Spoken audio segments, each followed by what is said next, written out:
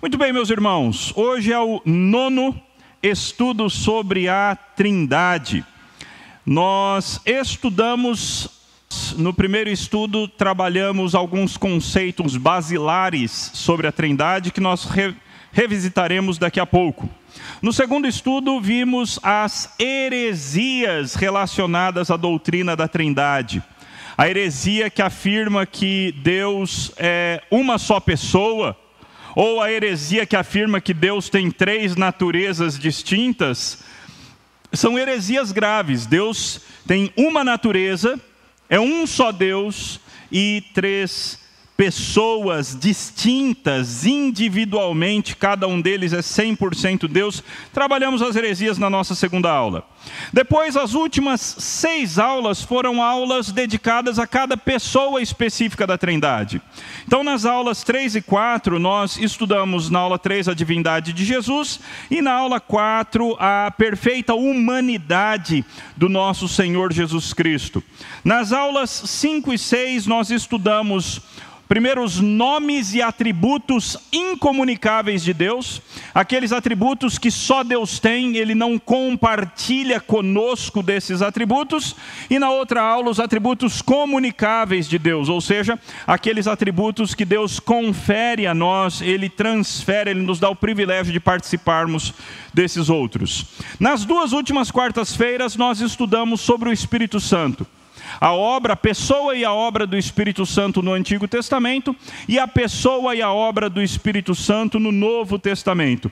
E hoje nós veremos pressupostos, implicações e aplicações da doutrina da Trindade. Antes, um resumo muito importante, porque isso é fundamental. O resumo da doutrina da Trindade em 5 pontos. Número 1, Deus é um. Número 2, Deus é 3. As 3 pessoas são plenamente Deus. 4, cada uma das pessoas é distinta das demais. O Pai não é o Filho, nem o Espírito. O Filho não é o Pai, nem o Espírito. O Espírito não é o Pai, nem o Filho. E as 3 pessoas se relacionam eternamente entre si, como Pai, Filho e Espírito Santo. Existe um amor, existe um relacionamento, existe um carinho, existe uma maneira de trabalhar conjuntamente que remonta à eternidade e ela é compartilhada pelo Pai, pelo Filho e pelo Espírito Santo. Hoje, então, nós veremos esses 3 pontos que vocês têm aí. Muito bem, tá afiado ali. Esses 3 pontos que você tem aí. A Trindade pressuposta. Ou seja, existem algumas realidades na Bíblia para as quais a Trindade é um pressuposto fundamental. A gente às vezes nem percebe, mas grande parte da nossa prática cristã tem como pressuposto a Trindade.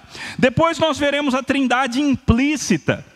Na realidade que nos circunda no mundo, existem marcas de Deus, existem evidências de Deus. Nós veremos um pouquinho isso e finalmente a Trindade aplicada.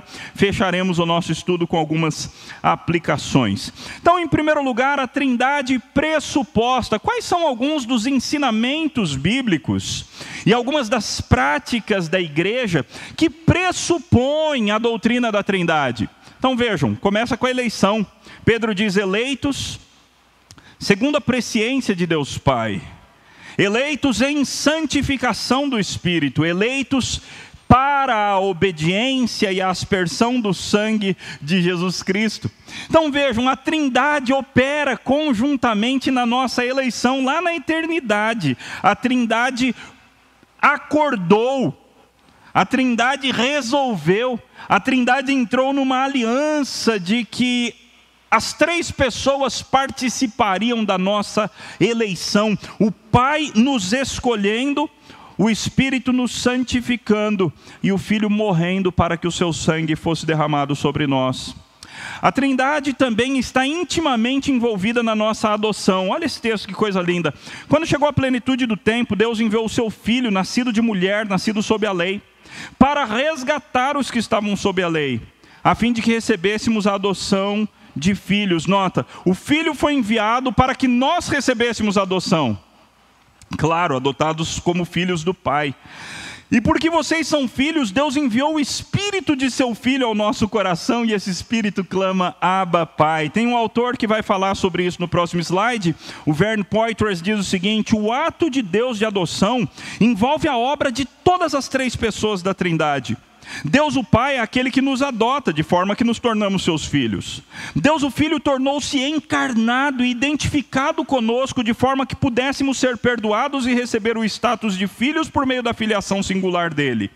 Então Deus o Espírito Santo vem habitar em nós e testifica que somos filhos de Deus ao clamar conosco, Abba, Pai.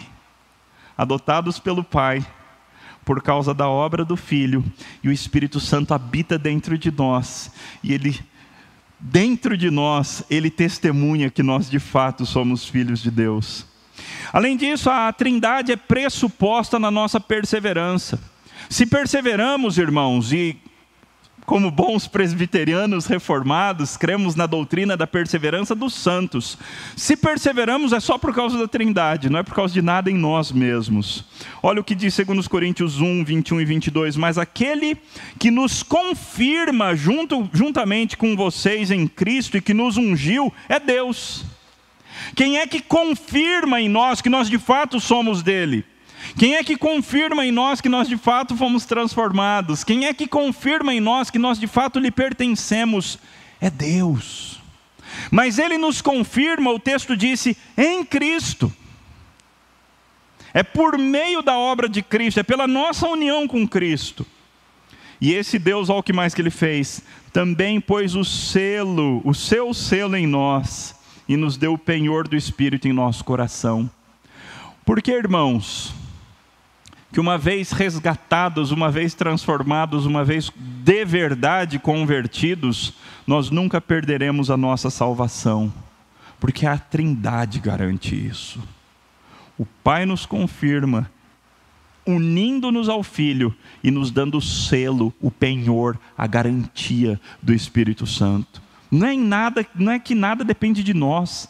Não é porque nós vamos conseguir nos manter firmes, mas é porque o Pai vai garantir que nós nos mantenhamos firmes. O Pai vai nos segurar, o Filho vai nos segurar, o Espírito vai nos segurar. A nossa oração também pressupõe a Trindade. Nós oramos ao Pai, em nome do Filho, contando com a intercessão do Espírito a nosso favor. Aquele mesmo autor fala sobre isso também. O Vern Poitras diz o seguinte: os cristãos que oram a Deus dependem do caráter trinitário de Deus. Nós oramos ao Deus Pai, e Jesus, o Filho, intercede por nós. O Espírito Santo que habita dentro de nós, intercede por nós com gemidos profundos demais para expressar em palavras. O caráter trinitário de Deus é refletido na maneira em que Deus se encontra conosco, à medida em que oramos. Dá para entender a profundidade disso, meus irmãos?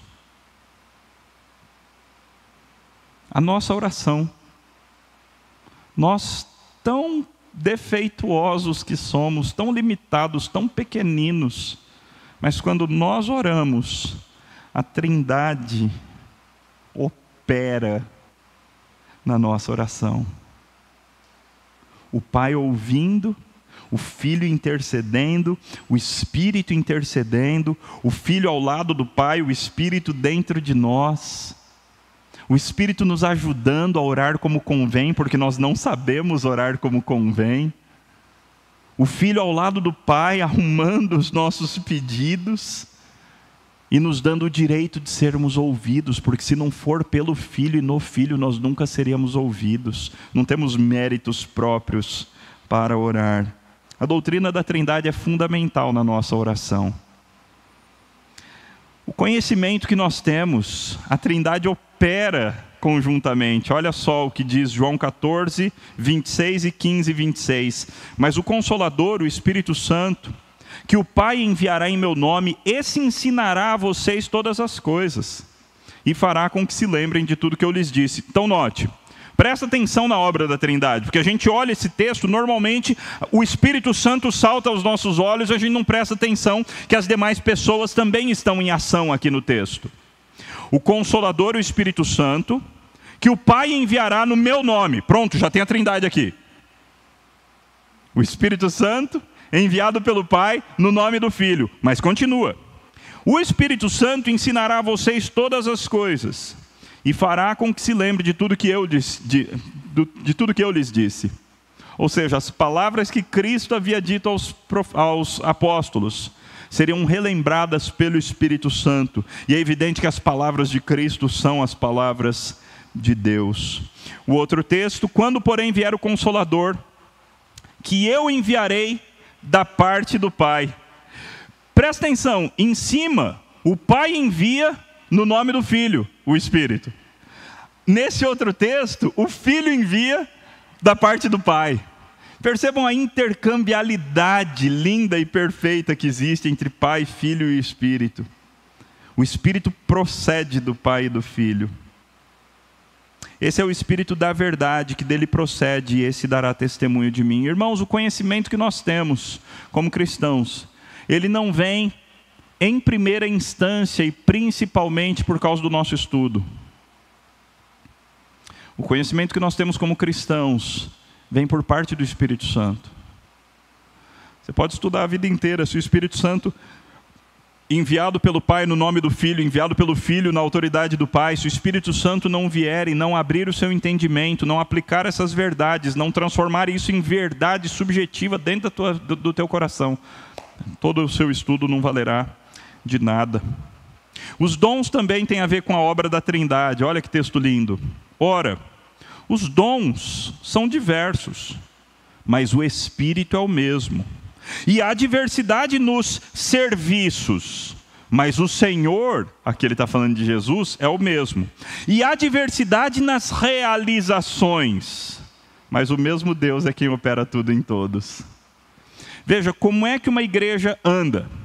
Por que uma igreja consegue agir? Por que uma igreja consegue trabalhar? Por que nós conseguimos ter vários trabalhos ao mesmo tempo? Várias sociedades operando, várias frentes de trabalho, vários ministérios acontecendo? Porque é a Trindade que está operando, irmãos. Não somos nós. Não somos nós. Quem está em ação na igreja para tudo que é bom, o que é ruim é a gente mesmo. O que vem estragado é com a nossa assinatura. Mas tudo que nós produzimos como corpo, que presta, que vale a pena, foi obra do Pai, do Filho e do Espírito Santo. Foram os dons do Espírito, os serviços de Cristo e as realizações do Pai no nosso meio que fizeram. O nosso culto, a gente precisa da Trindade no culto. Jesus disse: vem a hora e já chegou em que os verdadeiros adoradores adorarão o Pai em espírito e em verdade. Porque são estes que o Pai procura para seus adoradores. Deus é espírito e é necessário que seus adoradores o adorem em espírito e em verdade. Uma das interpretações possíveis desse texto, eu creio que ela está correta, ainda que não seja a única, porque João muitas vezes usa conceitos dúbios, querendo que a gente pegue a dubiedade e aplique as duas coisas. Mas uma das interpretações aqui é que a adoração em espírito e em verdade é uma adoração por meio do Espírito Santo e por meio do Filho, que é o caminho, a verdade e a vida. O nosso culto, ele é um culto prestado a Deus, com auxílio do Espírito e do Filho, que também são adorados, também são objeto do nosso culto.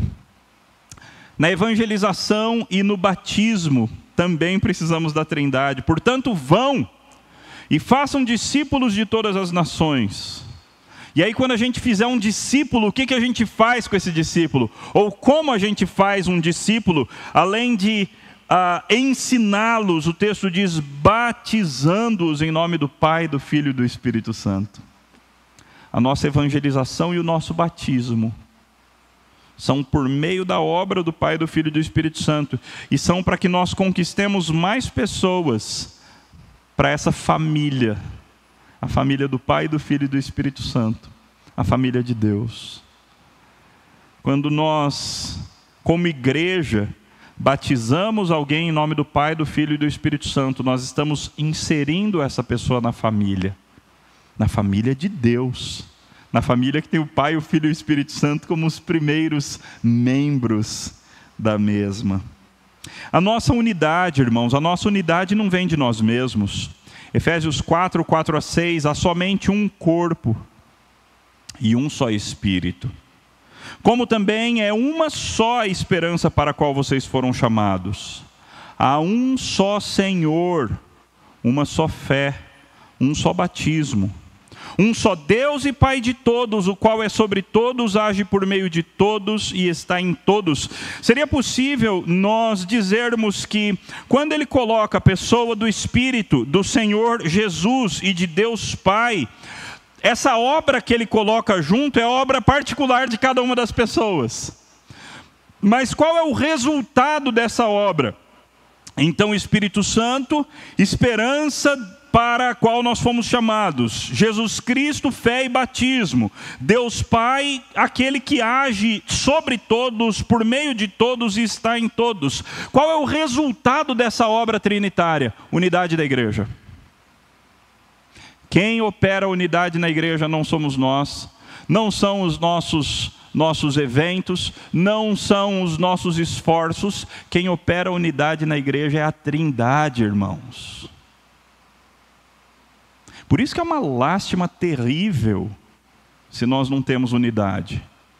Se nós não temos unidade, Deus não está no nosso meio.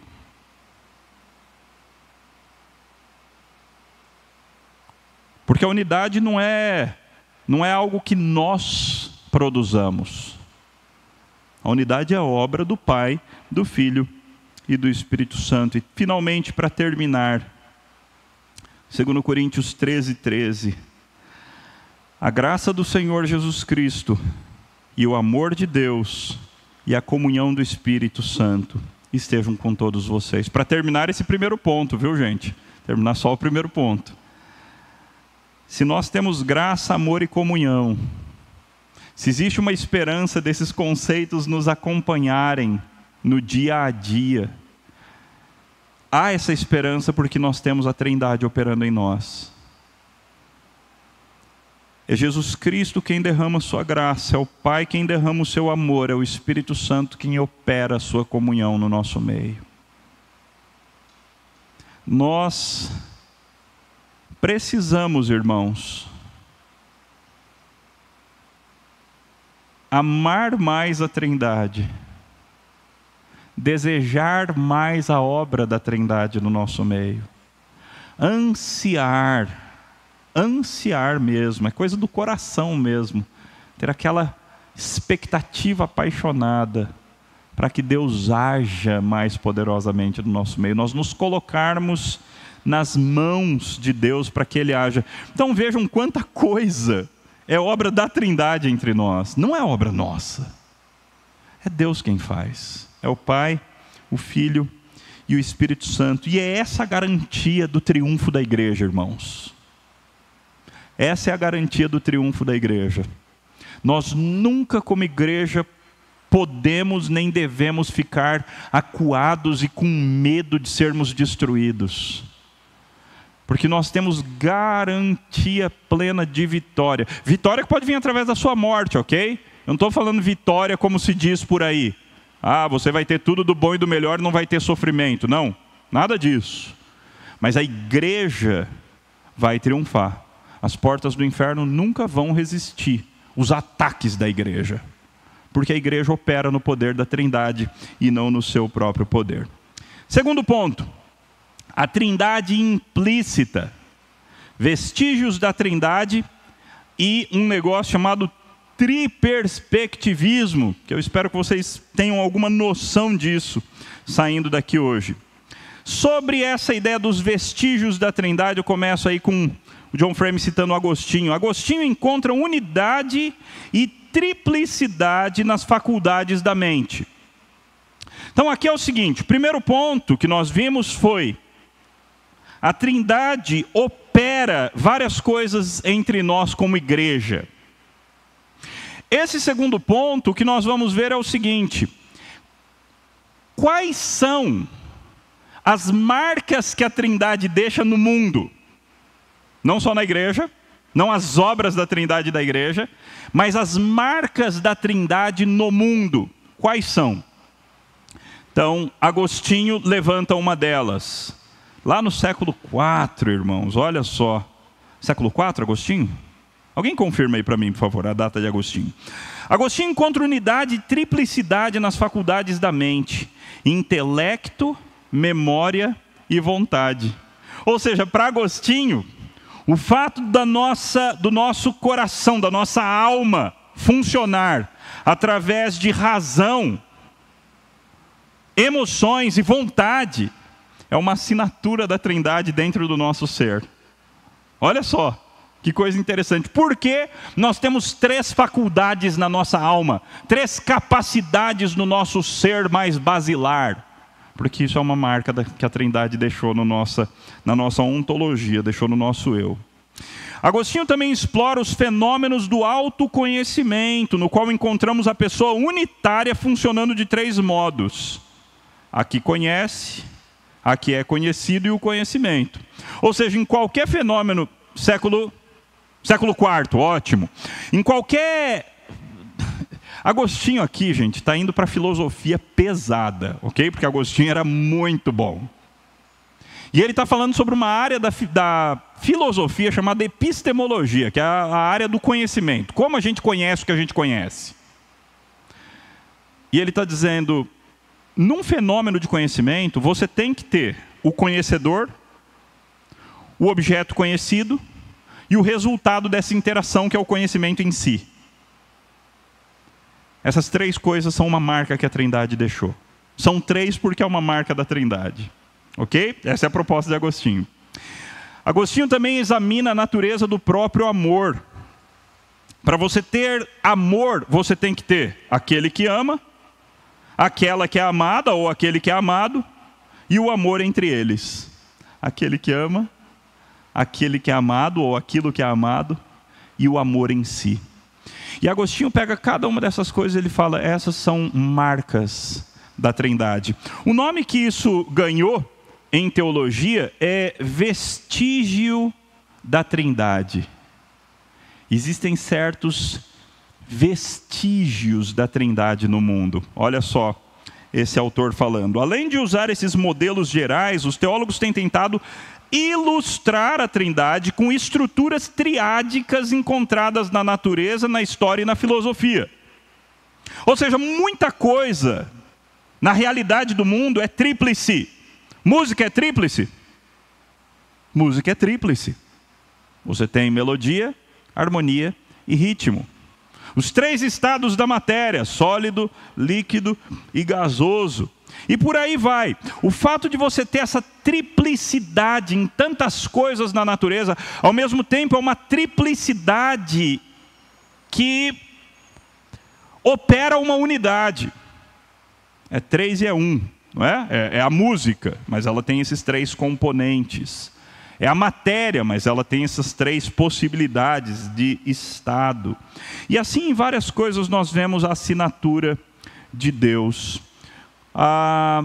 Esse mesmo autor, num outro livro, recentemente lançado em português, ele diz o seguinte: o Pai atua como autoridade suprema dentro da Trindade e define o plano eterno que as outras pessoas concretizam. No mundo, o plano do Pai requer obediência total. O Filho é o poder executivo da Trindade. É aquele que realiza aquilo que o Pai ordena que ocorra. No mundo, o poder do Filho realiza o plano de Deus em todas as coisas. O Filho é o controle.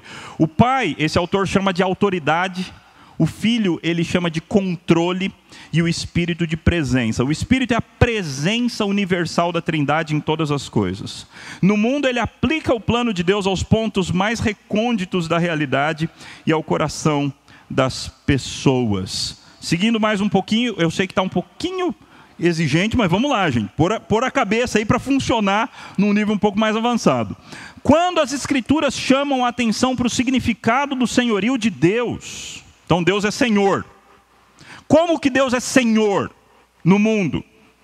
Quando as Escrituras falam do senhorio de Deus, elas costumam focalizar 3 aspectos que correspondem aos 3 conceitos definidos acima. Senhorio é controle, é autoridade e é presença. controle, autoridade e presença. É assim que você expressa o senhorio, é assim que Deus, melhor dizendo, expressa o seu senhorio. Assim, porque a Trindade é a Trindade e essa é a realidade fundamental última. Veja, o que é mais real? Esse banco aqui, pesado, olha, eu consegui até mexer. Esse banco aqui ou a Trindade? O que é mais real?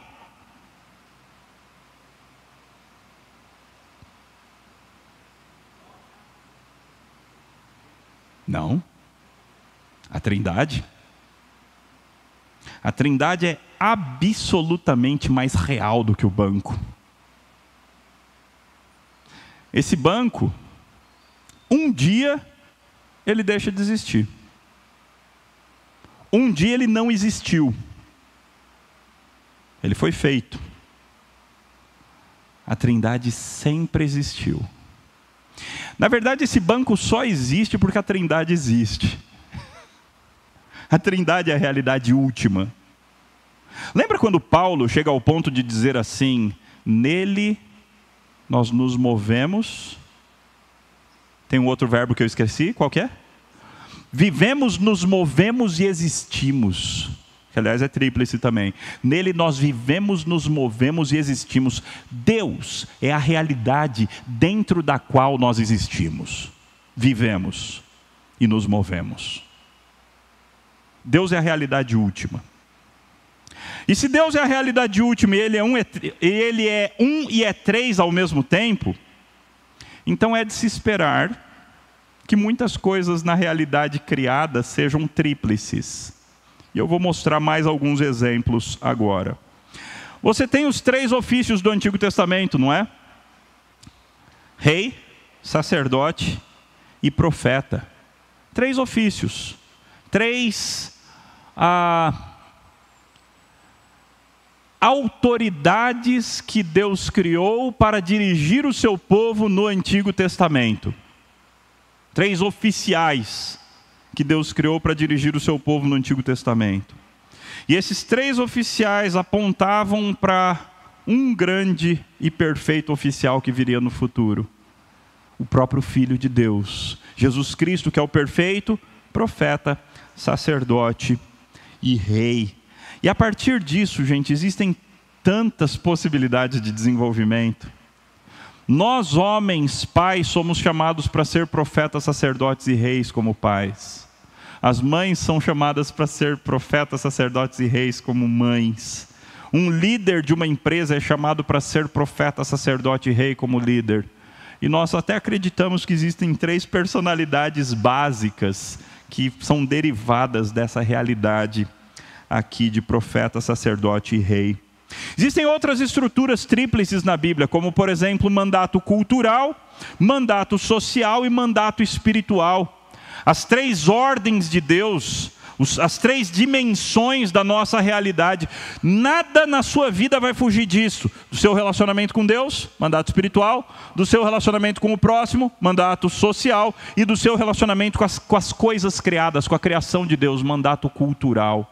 Tudo na nossa vida engloba essas 3 realidades. Nada foge disso. Por que 3? A lei de Deus tem sido classificada como lei cerimonial, civil e moral. 3 aspectos da lei de Deus. As personalidades que a gente viu agora há pouco, não é?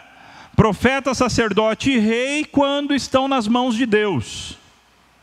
Mas depois da queda, o rei virou um ditador, um déspota. O sacerdote virou um agradador, um covarde,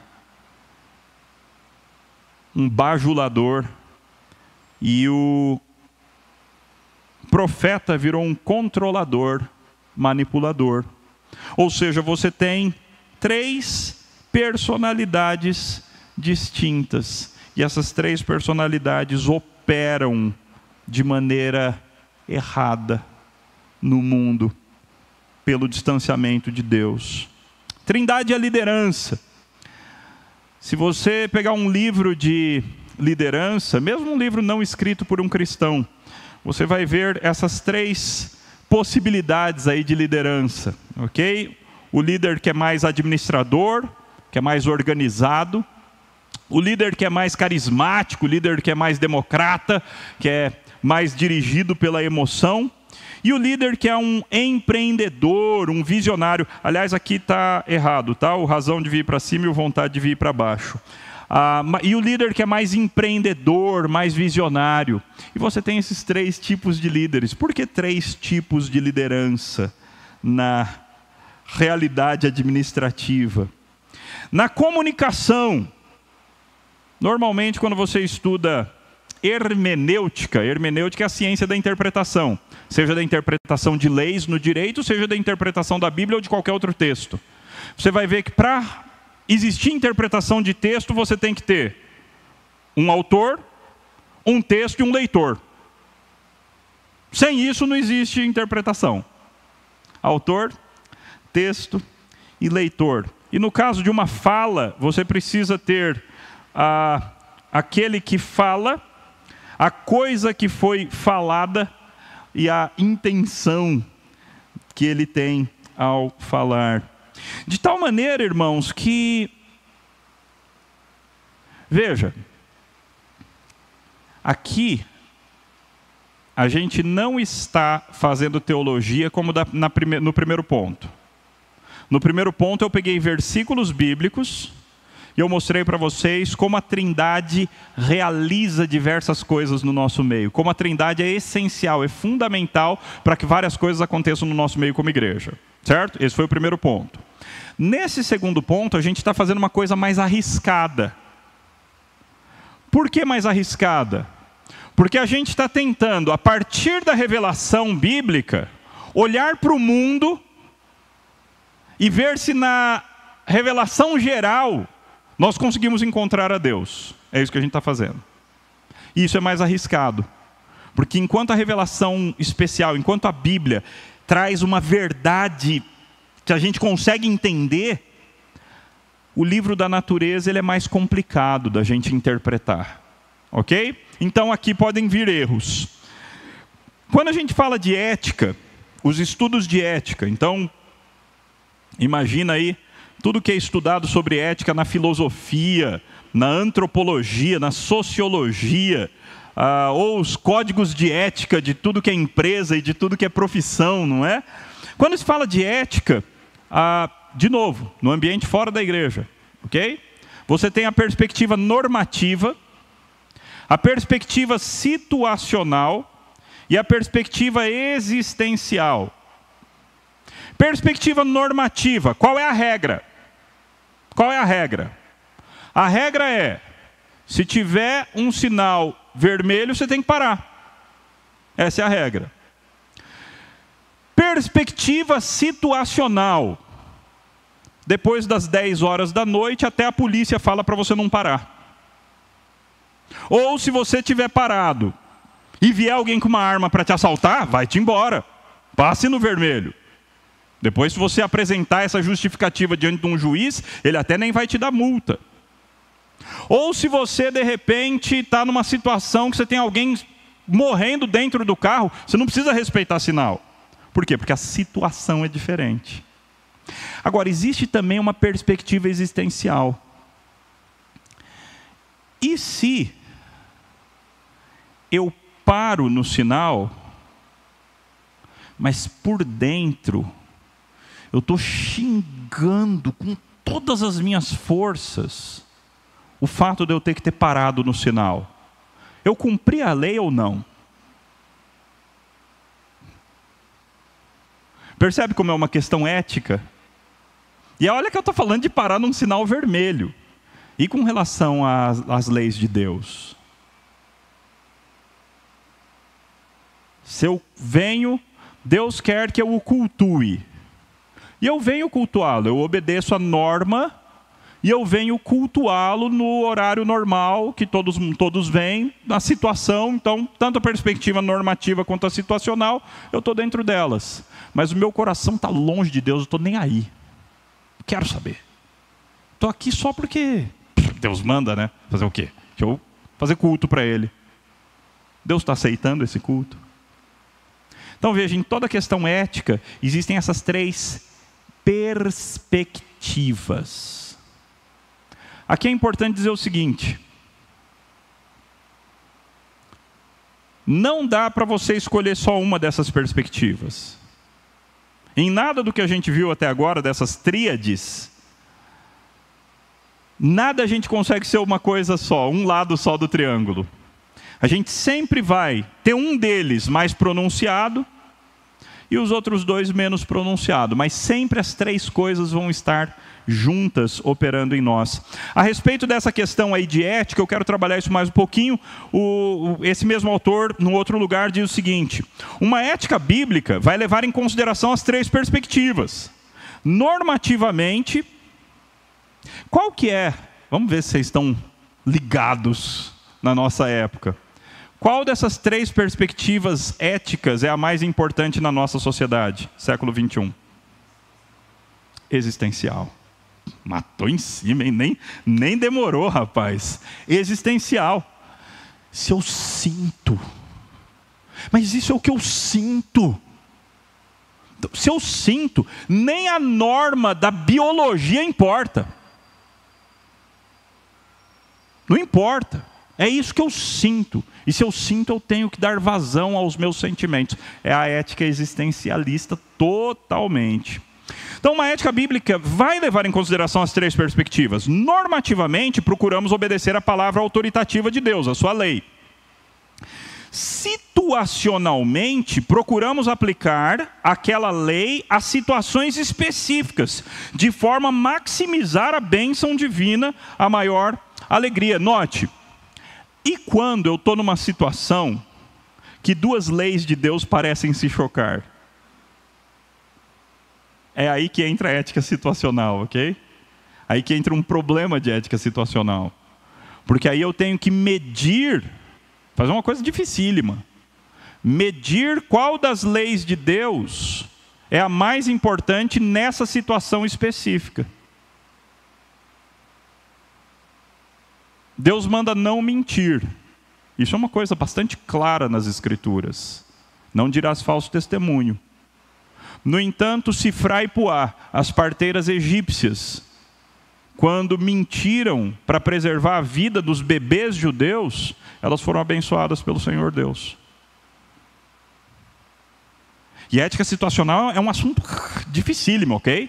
Dificílimo, super difícil. Porque você lida com coisas que são muito difíceis. Como aplicar a norma na situação específica? Muito difícil, ok? Situacionalmente, procuramos aplicar aquela lei já ali. Existencialmente, procuramos a satisfação interna de viver como Deus ordenou que vivêssemos em sua presença. Então não é só o cumprimento externo, legalista da coisa, mas eu busco o gozo, a alegria interna ao fazê-lo, fazer do jeito que Deus quer, com os sentimentos que Deus quer que eu tenha ao fazer. Isso é assim que a gente trabalha com ética, de uma maneira mais completa. Cada um desses aspectos envolve os outros, mas cada uma serve como uma verificação e balanço contra a nossa má compreensão dos outros. Então, num gráfico, que também está nesse livrinho aí, você tem a perspectiva normativa, que tem a ver com a vontade revelada, as leis de Deus. Então, a perspectiva situacional, os fatos, a situação específica, a história, a minha história. Bem, a minha história de vida aí já é mais o existencial. E aí, finalmente, você tem a perspectiva existencial. Como eu me sinto sobre isso? Como é que eu tive parte nisso? Como é que eu participei dessas coisas? Veja, gente, a gente está lidando de maneira muito rasa com coisas que gente extremamente competente quebra a cabeça com essas coisas, tá bom? Os maiores teólogos e filósofos, eles, olha, você sente cheiro de queimado quando você entra na sala e o pessoal está discutindo essas coisas. Tá? Então são coisas realmente muito, muito, muito complicadas e muito difíceis, mas que têm a ver com o nosso dia a dia. Não são coisas que têm a ver só com uma discussão estéril que está acontecendo em algum lugar. Não, tem a ver com o que você vai fazer. Com as decisões que você toma no seu dia a dia. E esse é o convite. Para que a doutrina da Trindade aplicada à ética te ajude a tomar decisões. Ok, qual é a vontade de Deus? Quais são as leis de Deus que têm a ver com essa minha situação específica? Como é que essas leis me ajudam a tomar uma decisão? Qual é o sentimento que eu tenho que sentir aqui? Em cada hora da vida a gente deveria trabalhar com esses conceitos. Geralmente, uma decisão ética cristã, diz o John Frame ainda em outro lugar, é a aplicação da revelação de Deus a um problema por uma pessoa específica. Então veja, você tem uma situação, um problema. E aí você então vai pegar a lei de Deus e aplicar naquele problema. Mas quem está fazendo isso é você, com toda a sua história, com todos os seus sentimentos, com toda a sua subjetividade. Ok?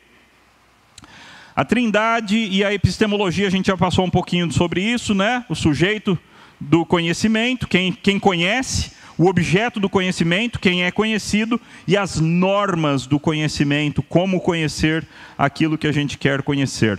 Outras tríades que existem, olha só: fé, esperança e amor, totalmente bíblico, né?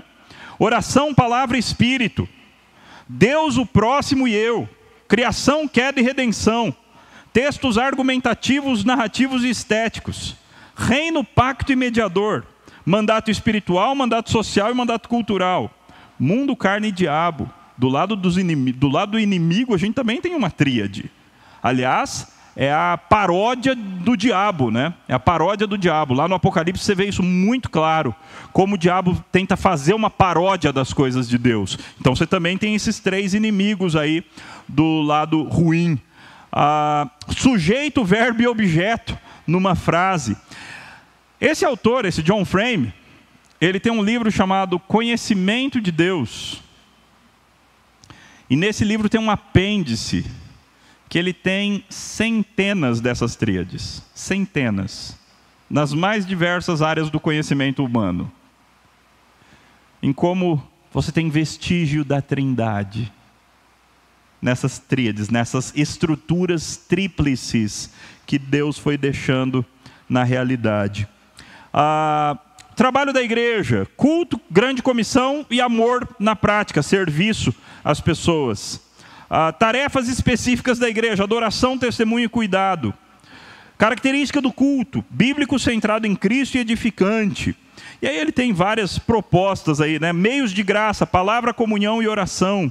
Motivos para orar, é uma ordem divina, a oração traz mudanças e comunhão com Deus. Ofícios na igreja, você tem, ele coloca apóstolo, presbítero e diácono, eu colocaria pastor, presbítero e diácono. Conceitos de governo eclesiástico, episcopal, presbiteriano e congregacional, ou seja, em várias áreas, ceia do Senhor, sinal, selo e comunhão, e por aí vai. Então, primeiro ponto do nosso estudo de hoje, só falta mais um pouquinho. Nós vimos o quanto a Trindade é um pressuposto para várias realidades do que acontece aqui no nosso dia a dia como igreja.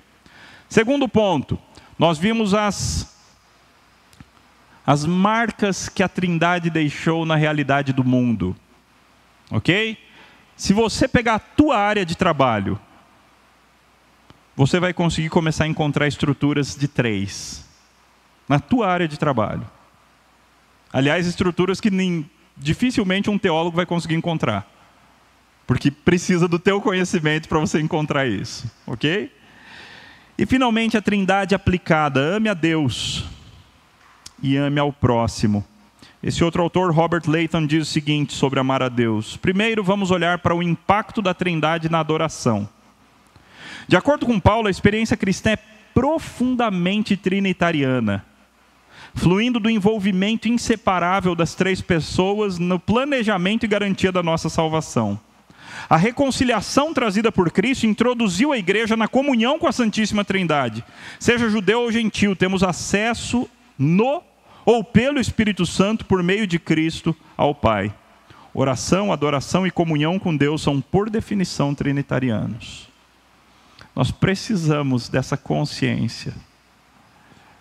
É essa riqueza, irmãos, essa maviosidade, essa coisa espetacular da contemplação desse Deus que é um e é três ao mesmo tempo.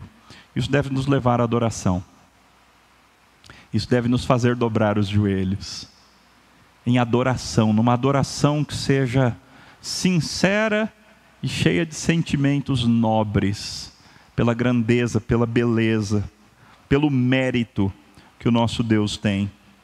Mas a Trindade tem uma segunda aplicação importante também. Essa doutrina tem uma segunda aplicação. Em um nível muito básico, uma perspectiva clara sobre a Trindade deve afetar profundamente como tratamos as pessoas. Veja, o Pai promove seu reino por meio do seu Filho. O Filho glorifica o Pai. O Espírito não fala de si mesmo, mas fala do Filho. O Pai glorifica o Filho. Todos chamarão Jesus de Senhor por meio do Espírito Santo para a glória do Pai.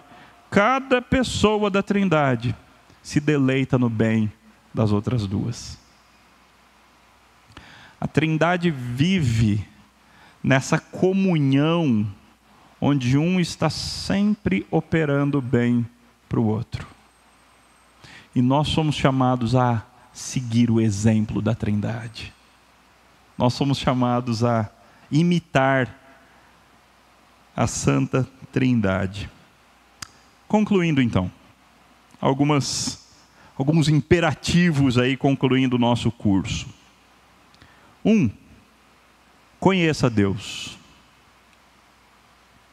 Veja, a gente raspou o começo, gente. A gente tirou um pouquinho de tinta. A gente está no começo de um estudo que você poderia gastar sua vida inteira estudando e você não ia chegar nem perto de exaurir.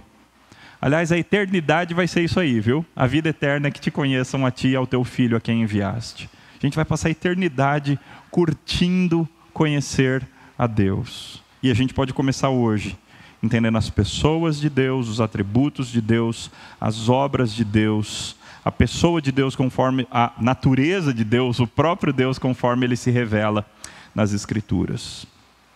Existe um chamado de nós nos relacionarmos especificamente com o Pai. Nós somos filhos e nós podemos falar com o Pai como nosso Abba, como nosso papai. Nós também podemos nos relacionar com o Filho, agradecê-lo pela redenção, agradecê-lo por ele ter vertido o sangue precioso dele na cruz do Calvário por nós. Não é o padrão de oração, o padrão é ao Pai em nome do Filho, com o auxílio do Espírito, mas nós podemos também falar diretamente com o Filho. Podemos nos relacionar diretamente com o Espírito Santo, agradecendo-o pela habitação dele em nós, adorando-o pela sua obra de trazer à tona o pecado, a justiça, o juízo.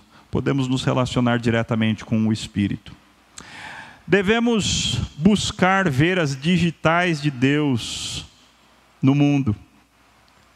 Não só na palavra, mas no mundo. Deus foi deixando seus vestígios na realidade criada. E é para nós um privilégio poder ir detectando esses vestígios de Deus. Evidentemente, diante dessa glória e grandeza, nós temos que adorar. Adorar, adorar, adorar. Cultuar de todo o coração, com grande alegria, com grande gozo. Nós devemos adorar o nosso Senhor. Ele merece. Na perfeição da sua singularidade e triplicidade.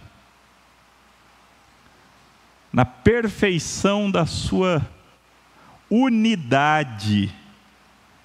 Existe uma expressão estranha que a teologia usa para Deus, que Deus é um ser simples. Simples no sentido matemático, ele é indivisível. Ele é simples.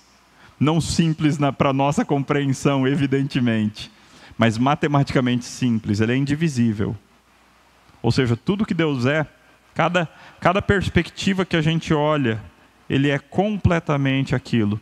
E aquela perspectiva se aplica a todas as outras. Deus é eterno e é santo. Ele é eternamente santo e ele é santamente eterno. E assim você pode fazer com todos os atributos de Deus. E finalmente nós somos chamados a imitar esse Deus perfeito. Imitá-lo. Imitar o seu caráter. Naquilo que Ele nos revela na sua palavra. Nós então temos que, com a ajuda dEle mesmo, porque se Ele não fizer a gente não consegue fazer nada. Mas com a ajuda dEle mesmo nós temos que imitá-lo. Para a glória dEle mesmo. Vamos orar, encerrando assim o nosso estudo.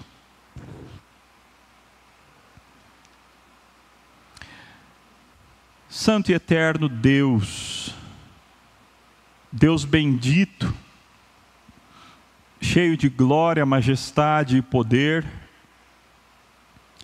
Deus que subsiste na perfeição das tuas três pessoas, Pai, Filho e Espírito Santo, Deus que opera a nossa salvação, com a participação de cada pessoa de maneira harmônica e perfeita. Deus santo, único, Deus maravilhoso, Senhor dos senhores. Nós exaltamos o Senhor, ó Deus. Exaltamos o teu nome, ó Deus bendito.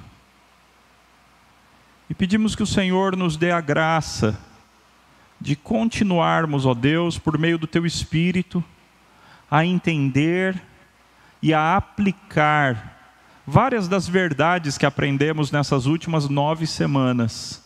Entender e aplicar ao nosso próprio coração, à nossa própria realidade, que isso faça diferença no nosso dia a dia, na maneira que nós nos comportamos, na maneira que nós conversamos uns com os outros, na maneira que nós nos relacionamos, na maneira que nós, acima de tudo, nos relacionamos com o Senhor. Assim, ó Deus, glorificado seja o teu nome. O Senhor é belíssimo e não há absolutamente nada nem ninguém que se compare à tua grandeza e à tua beleza santa.